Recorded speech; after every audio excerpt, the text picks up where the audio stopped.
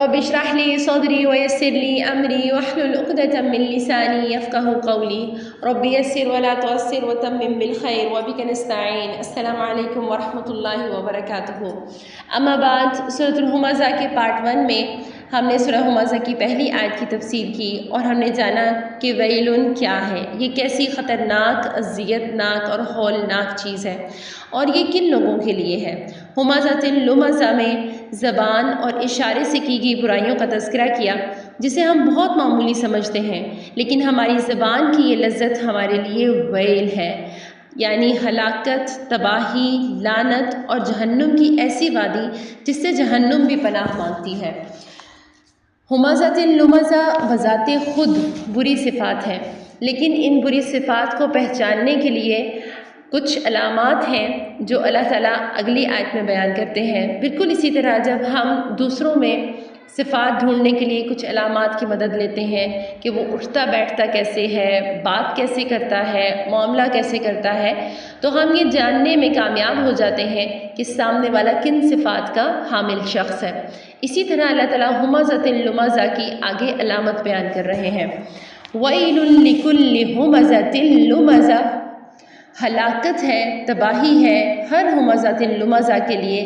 الذی، وہ جو جمع مالا وعددہ، جو مال جمع کرتا ہے اور پھر اسے گن گن کر رکھتا ہے. اس آیت میں دو علامات آئی ہیں اور دونوں ہی ساتھ آئی ہیں، یعنی وہ مال جمع کرتا ہے اور پھر اسے بار بار گنتا ہے. اگر صرف مال جمع کرنے کی بات ہوتی تو شاید کچھ بات واضح نہ ہوتی، لیکن ساتھ میں اللہ تعالیٰ کیا فرما رہے ہیں، وعددہ. اور عددہ کا لفظ بہت سی غلط فہمیوں کو یہاں کلیئر کرتا ہے، بہت سی چیزوں کو یہاں واضح کر رہا ہے. سب سے پہلی بات یہاں واضح ہوتی ہے کہ مال جمع کرنا بذات خود بری چیز نہیں ہے، جبکہ عددہ میں وہ شخص جو مال جمع کرتا ہے اس کی ذہنیت، اس کی سوچ کی عکاسی کی جا رہی ہے کہ وہ مال کیوں جمع کرتا ہے. عددہ سے اس کا لالچ، اس کی خود غرضی، کنجوسی، اس کی حق تلفی، سب کچھ کی ترجمانی ہوتی ہے. اس سے مراد وہ گننا نہیں ہے کہ کوئی شخص گنتی پوری کرنے کے لیے یا حساب کتاب کے لیے گنتا ہے، نہیں. جو اس نیت سے گنتا ہے کہ اب اس کا مال کتنا ہو گیا اور مزید اس کو بڑھانے کے لیے اس نے کیا کرنا ہے، یعنی اس کا مکمل فوکس مال جمع کرنے پہ ہے اور پھر وہ اس کو خرچ بھی نہیں کرتا سوائے اس کے کہ اس کے پیچھے صرف اور صرف اپنی ذات کا مفاد ہو، یا وہاں جہاں اسے لگے کہ یحسب ان مالہ اخلدہ، جہاں میرا مال میرا بچاؤ کر سکے گا. اس کا ایک مطلب یہ ہو سکتا ہے کہ یحسب ان مالہ اخلدہ، کہ انسان اپنا مال زیادہ سے زیادہ مال جمع کرے تاکہ وہ اپنی صحت اچھی رکھ سکیں. ظاہر ہے اچھی صحت کے لیے اسے اچھے کھانے کی ضرورت ہوگی اور اچھے کھانے کے لیے اس کو زیادہ مال کی ضرورت ہوگی، یا اگر بیماری آ جائے تو بیماری کے بچاؤ کے لیے، بیماری کے علاج کے لیے وہ اچھے سے اچھا ڈاکٹر خرید سکیں. ایک معنی تو اس کا یہ ہو سکتا ہے، لیکن دوسرا معنی جو اس سے زیادہ قریب ترین لگتا ہے کہ انسان اپنے مال سے کچھ ایسا عجوبہ اور انوکھا کر کے دکھانا چاہتا ہے جس سے اس کا نام اس دنیا میں رہے. یہ تو سب جانتے ہیں کہ آخر سب نے مر جانا ہے. جیسے قوم عاد ہے، اس کا خاصہ کیا تھا؟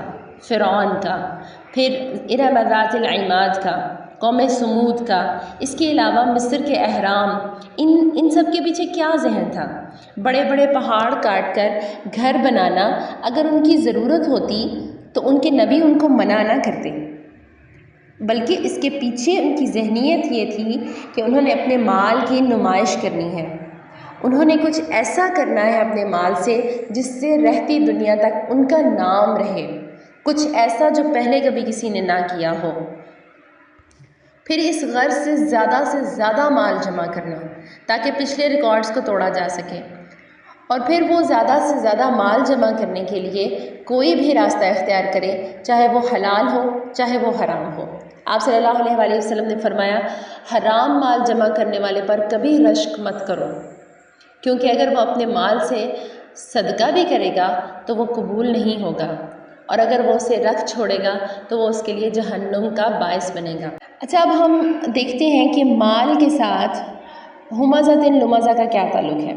اس رویے کو سمجھنے کے لیے ان کے آپسی تعلق کو تھوڑا سا اپنے ارد گرد ڈھونڈنے کی کوشش کرتے ہیں۔ ہمارے ارد گرد ہمارے معاشرے میں ایسے بے شمار مثالیں مل جائیں گی کہ جب انسان مال کی محبت میں مبتلا ہو جاتا ہے، اس کا دل جب مال کی محبت سے بھرا ہوتا ہے تو پھر انسان کی محبت اس کے دل میں آٹومیٹیکلی کم ہو جاتی ہے۔ اور انسان میں یہاں اس لیے استعمال کر رہی ہوں، پھر اس میں اس کے رشتہ دار بھی ہو سکتے ہیں، اس کے قریبی دوست بھی ہو سکتے ہیں، ملن نثار بھی ہو سکتے ہیں، اس کے ہمسائے بھی ہو سکتے ہیں، اس کے تعلق میں اس کے بچوں کے استاد، اس کے اپنے استاد اور بہت سے بے شمار ملنے ملانے والے، جہاں وہ ہر چیز صرف پیسہ سمجھے گا۔ وہ اخلدہ کا مطلب ہوتا ہے ہمیشہ رہنا۔ وہ سمجھتا ہے کہ یہ مال مجھے ہمیشگی دے گا۔ اب ہمیشگی انسان کی اس دنیا کے حساب سے میں کیا کیا چیزیں ہو سکتی ہیں؟ اس کے تعلق کی ہمیشگی، یہ کہ اس کو بڑا مانا جائے، اس کا روب دبدبا ہو، اس کی بات مانی جا سکے۔ اسے یہ لگتا ہے کہ وہ اپنا مال خرچ کر کے یہ سب چیزیں حاصل کر سکتا ہے، اور اس کے لیے پھر سب سے قیمتی چیز یہ مال ہی ہے۔ پھر کہیں پر بھی اسے اگر کسی کو تانا دینا پڑے، غیبت کرنی پڑے، چغلی کرنی پڑے، یا کسی کی پر تہمت لگانی پڑے، یا کسی کی اشارتاً یا اپنی زبان سے اس کی عزت کم کر دے گا، تو اس سے بالکل بھی اپنے دل میں ایسی کوئی فیلنگ نہیں آئے گی کہ میرا کوئی نقصان ہو گیا، کیونکہ اس کے لیے سب سے قیمتی چیز تو اس کا مال ہے نا۔ ہمازت لمازوں کو ہم نے سوشل میڈیا کے پیرائی میں بھی دیکھا تھا کہ آج کل ریٹنگ حاصل کرنے کے لیے، ٹرینڈ فالو کرنے کے لیے ہر طرح کی ویڈیوز آگے سے آگے چلتی جا رہی ہوتی ہیں تاکہ زیادہ سے زیادہ ویوز ملیں، اور ان کو گنا جا رہا ہوتا ہے وعددہ۔ اور پھر مال حاصل کرنے کے لیے ہر مشہور اور رواجی ویڈیو کی لپسنگ پھر کاپی کی جا رہی ہوتی ہے، بنا سوچے سمجھے کہ کانٹینٹ کیا ہے۔ ایسے ہی جیسے مال کا لالچ حلال اور حرام نہیں دیکھتا کہ کہاں سے مال آ رہا ہے، کس طریقے سے آ رہا ہے، اسے بس یہ دھن ہے کہ کتنا آ رہا ہے، میرا زیادہ ہو رہا ہے۔ اسی طرح ٹک ٹاکرز اور یوٹیوبرز جو اس طرح کا کانٹینٹ فالو کر رہے ہوتے ہیں، ان کا بس یہ مقصد ہے کہ فالوورز زیادہ ہو جائیں، ویوز بڑھ جائیں، وعددہ، اور پھر اس گنتی کی دوڑ میں وہ بھاگتا ہی چلا جا رہا ہے۔ حدیث کا مفہوم ہے کہ مال کی آزمائش سب سے کڑی آزمائش ہے، الا یہ کہ کوئی اس طرح اور اس طرح کرے۔ راوی جب حدیث بیان کر رہے تھے تو انہوں نے اس طرح اور اس طرح کے وقت اپنے دائیں طرف دونوں ہاتھوں سے اور اپنی بائیں طرف دونوں ہاتھوں سے دینے کا اشارہ کیا، جیسے کوئی دائیں طرف بھی دونوں ہاتھ بھر کے دے رہا ہو اور بائیں طرف بھی دونوں ہاتھ بھر کے دے رہا ہو۔ یعنی مال کی آزمائش سب سے کڑی آزمائش ہے، الا یہ کہ کوئی دائیں بائیں دونوں ہاتھ بھر بھر کر دے رہا ہو۔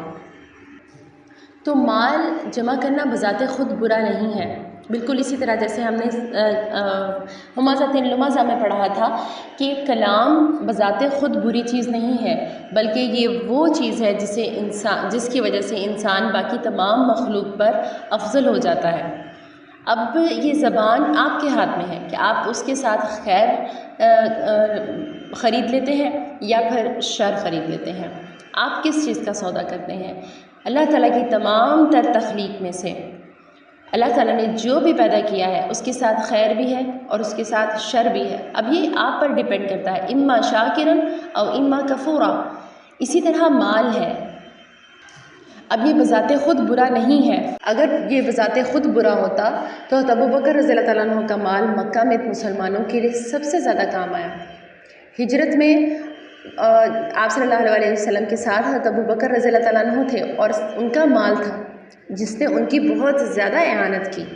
پھر حضرت عثمان رضی اللہ تعالیٰ عنہ، ایسا امیر ترین شخص جس کا لقب ہی غنی تھا، مدینہ میں جب قحط پڑا تو کس قدر حضرت عثمان رضی اللہ تعالیٰ عنہ کا مال مدینہ کے لوگوں کو کام آیا۔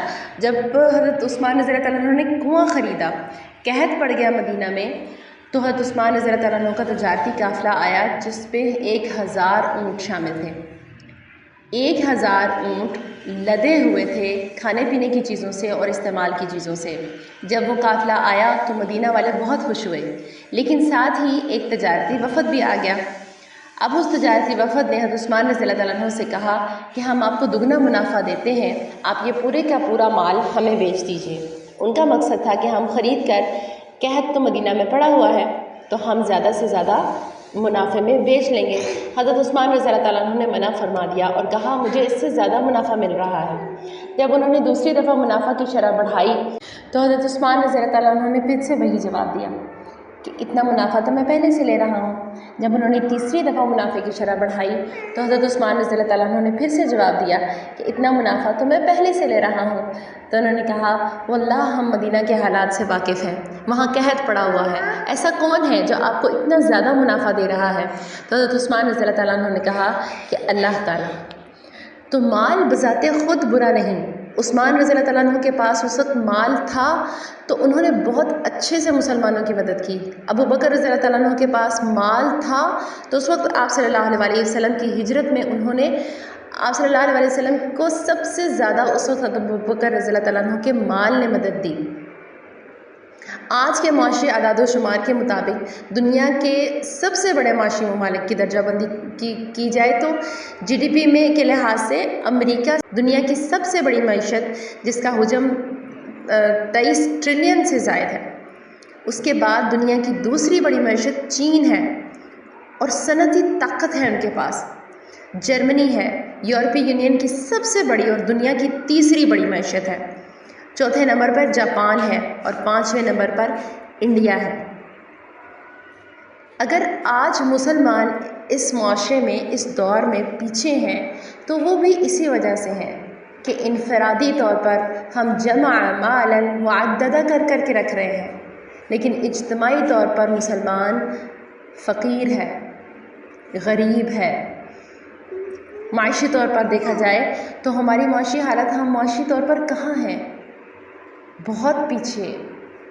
تو جمع مالا بری بات نہیں ہے، بلکہ مومن کو مالدار ہونا چاہیے تاکہ وہ اپنے مال سے زیادہ خیر کی راہوں میں خرچ کر سکے، کیونکہ ایک مومن کو پتہ ہے کہ کہاں خرچ کرنا ہے۔ لیکن اگر اس کے پاس مال نہیں ہے، مومن کو پتہ ہے کہاں خرچ کرنا ہے لیکن اس کے پاس مال نہیں ہے، اور کافر کو پتہ نہیں ہے کہ کہاں خرچ کرنا ہے اور وہ جمع مالا معددہ کر رہا ہے اور پھر اس مال کا غلط استعمال کر رہا ہے۔ اسی غلط استعمال کے لیے اللہ تعالیٰ فرما رہے ہیں کَلَّا لَيُنبَذَنَّ فِي الْحُطَمَةِ، نہیں، یہ مت سمجھنا تم سمجھتے ہو کہ یہ ہمیشہ رہنے والا ہے، نہیں، توڑ پھوڑ کے رکھ دینے والی میں ہم اسے پھینک کر رکھ دیں گے۔ لَيُنبَذَنَّ دراصل کسی چیز کو بے وقت سمجھ کر پھینک دینے کے لیے بولا جاتا ہے، یعنی وہ چیز جسے تم معمولی سمجھتے ہو، یعنی ہمزۃ لمزہ، وہ اللہ کے نزدیک نہایت سخت اور پیچیدہ ہے۔ اور وہ مال جسے تم بہت اہم سمجھتے ہو اور اس کی وجہ سے اتراتے ہو اور دوسروں کی تحقیر کرتے ہو، اللہ کے نزدیک اس کی اہمیت اتنی ہی ہے کہ وہ قیامت کے دن اسے بے وقت سمجھ کر ویل میں پھینک دے گا، جہنم میں پھینک دے گا، حطامہ میں پھینک دے گا۔ اللہ تعالیٰ نے یہاں لفظ استعمال کیے ہیں حطامہ۔ حطامہ کا مطلب ہوتا ہے توڑ کے رکھ دینے والے، ٹکڑے ٹکڑے کر دینے والے۔ اب یہ حطامہ کیا ہے؟ اللہ تعالیٰ کیا فرما رہے ہیں؟ نار اللہ الموقدہ، نار اللہ، اللہ کی آگ ہے۔ یہ واحد مقام ہے جہاں آگ کو اللہ نے اپنی ذات کی طرف منسوب کیا ہے۔ جہنم بھی اللہ کی تخلیق ہے، لیکن خاص کر کے فرمایا کہ اللہ کی آگ، تاکہ اس کی اہمیت کو اجاگر کیا جا سکے۔ جیسے اللہ تعالیٰ فرماتا ہے کہ روزہ میرے لیے ہے تو میں ہی اس کی جزا دوں گا۔ اب نماز، حج، زکوٰۃ، صدقات، قربانی، ہر عمل کی جزا ہے، ہر عمل کی اپنی ایک اہمیت ہے، اور ہر اس عمل کی جزا اللہ ہی نے دینی ہے، اس کے سوا تو کوئی نہیں دے سکتا۔ لیکن یہ فرمانا روزے کے بابت کہ روزہ میرے لیے ہے اور میں اس کی جزا دوں گا، یہاں اس کی اہمیت کا اندازہ ہوتا ہے کہ اللہ تعالیٰ اس کو اپنے طرف منسوب کر رہے ہیں۔ بالکل اسی طرح اللہ تعالیٰ یہاں پر اس آگ کو نار اللہ کہہ رہے ہیں کہ دیکھو یہ کتنا سنگین جرم ہے، اس مال کی محبت نے تمہارے دل سے اس انسان کی عزت اور عظمت ختم کر دی ہے جس انسان کی عزت کعبے سے بھی بڑھ کے بتائی اللہ نے۔ اب یہاں حطمہ کی وضاحت کر دی، اب اس کی علامات بتائی جائے۔ التی تطلع علی الافئدہ، یہ ایسی آگ ہوگی جو دلوں کو پہنچ جائے گی۔ اللہ اکبر۔ آپ کو پتہ ہے یہ یہاں پر خاص طور پر یہ فرمانا کیوں تھا کہ وہ دلوں تک پہنچ جائے گی؟ آگ ہے وہ تو ہر چیز جلا دیتی ہے۔ آپ کو پتہ ہے کہ دنیاوی آگ اگر کسی کو لگ جائے تو مکمل جلد ابھی نہیں جلتی کہ انسان اس درد کی شدت سے مر جاتا ہے۔ یعنی اگر ہم کہیں کہ پورا انسان بھسم ہو گیا، کچھ جلد کا حصہ کچھ جسم کا حصہ جل جانا یہ الگ بات ہے، لیکن اگر پورا انسان آگ میں جیسے گر گیا ہے تو اس کی اسکن ابھی پورے طریقے سے نہیں جلے گی کہ وہ اس درد سے مر جاتا ہے۔ لیکن اللہ تعالیٰ کیا فرما رہے ہیں؟ علی الافئدہ، دلوں تک پہنچ کے رہے گی اور موت نہ آئے گی۔ اس کا ایک مطلب یہ بھی ہو سکتا ہے کہ جب انسان کا گناہ، اس کے گناہ کا تعلق دل سے ہے تو سزا بھی وہیں پر اور اسی سے متعلق ہوگی۔ دل مال کی محبت میں مبتلا ہوا تو جذبات، خواہشات اور انسان کا شعور سب مال کی محبت کے تابع ہو گئے۔ تو اللہ تعالیٰ کی یہ آگ بھی انسان کے اس عضو خاص تک پہنچے گی جس عضو خاص کا یہ گناہ تھا۔ اور اس کا ایک مطلب یہ بھی ہو سکتا ہے کہ دنیا کی آگ کی طرح ایسا نہیں ہوگی کہ بھڑکی اور سب کچھ بھسم کر کے سب کچھ جلا دیا، نہیں، بلکہ قصور اور گناہ کی نوعیت کے لحاظ سے ہر انسان کے درجے کے مطابق اسے پہنچے گی۔ وہ اپنے ادراک اور فہم میں اسی قدر اس کو پائے گا جس قدر اس کا گناہ ہوگا، جس قدر اس کا جرم ہوگا۔ نعوذ باللہ من ذالک۔ انہا علیہم مؤصدہ، پھر اور شدت کیا کہ ان پر وہ آگ اوپر سے بند کر دی جائے گی۔ پریشر کوکر اور دیگچے کا فرق تو محسوس کر سکتے ہیں نا، خاص طور پہ خواتین۔ تو سبحان اللہ، یہ بہت چھوٹی مثال ہے پریشر کوکر اور دیگچے کی، لیکن آگ میں ڈالنا بذات خود اتنا شدید ہے۔ پھر اضافہ یہ کہ اللہ تعالیٰ فرما رہے ہیں کہ اس پر اوپر سے بند بھی کر دی جائے گی۔ جب ذرا سا شعلہ انسان کے اوپر کو چھو جائے نا، مثال کے طور پر غیر ارادی طور پر بھی، تو انسان پیچھے کی طرف بھاگتا ہے، جس طرف سے شعلہ ہو نا پیچھے کی طرف بھاگتا ہے، آگ سے دور بھاگتا ہے۔ کسی کے گھر میں آگ لگ جائے، ہمیں کوئی مال و متاع کی فکر نہیں ہوتی، ہم بس چاہتے ہیں، ہم بھاگنا چاہتے ہیں وہاں سے، اور وہاں کوئی جگہ ایسی نہیں ہوگی، کوئی امید نہیں ہوگی بھاگ جانے والی، کہ یہاں سے بھی دیکھیں کہ دنیا میں اس مال کی ہمیں کتنی محبت ہے۔ اللہ تعالیٰ اس کو پہلے پیچھے بیان کر کے فرما رہے ہیں۔ اور پھر اگر دنیا ہی میں دیکھا جائے کہ ہمارے گھروں میں اگر آگ لگ جائے، خدا نخواستہ اللہ تعالیٰ ہمارے سب کے گھروں کو اپنے اپنے حفظ و امان میں رکھے، تو انسان کیا کرتا ہے؟ وہ مال، وہ چیزیں، ہر وہ چیز جس کے ساتھ اس کو دلی لگاؤ اور محبت ہوتی ہے، وہ ہر اس چیز کو چھوڑ کے بھاگنا چاہتا ہے۔ اللہ تعالیٰ یہاں پہ وہی منظر کشی کر رہے ہیں کہ پھر وہاں بھاگنے کی بھی کوئی جگہ نہیں ہوگی، یہ اوپر سے بند کر دیے جائیں گے اور ارد گرد لمبے لمبے ستون ہوں گے جس سے وہ مجرم بندھے ہوئے ہوں گے۔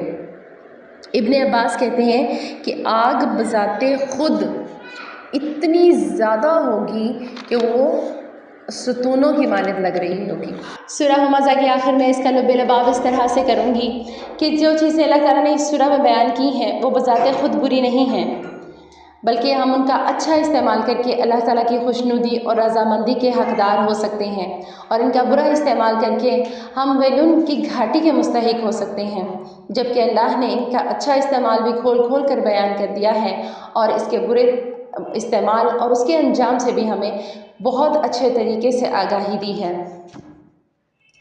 جہاں اللہ تعالیٰ نے زُیِّنَ لِلنَّاسِ حُبُّ الشَّهَوَاتِ مِنَ النِّسَاء ادا کی، وہاں اللہ تعالیٰ نے ساتھ میں نکاح بھی اتارا ہے۔ اللہ تعالیٰ نے مال کی نعمت دی ہے تو ساتھ میں زکوٰۃ، صدقات اور تمام مستحقین کو نام لے لے کر بھی ہمیں واضح طور پر بیان کر دیا ہے۔ اللہ تعالیٰ نے زبان دی ہے تو اس کی زینت اور اس کی خوبصورتی کے لیے اللہ تعالیٰ نے ذکر بھی اتارا ہے۔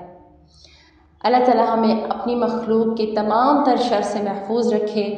جو بھی اللہ تعالیٰ نے ہمیں چیزیں دی ہیں انہیں صحیح طریقے سے استعمال کر کے، اچھے طریقے سے استعمال کر کے انہیں نعمت بنانے کی توفیق عطا فرمائے۔ وآخر دعوانا الحمد للہ رب العالمین۔ السلام علیکم ورحمۃ اللہ وبرکاتہ۔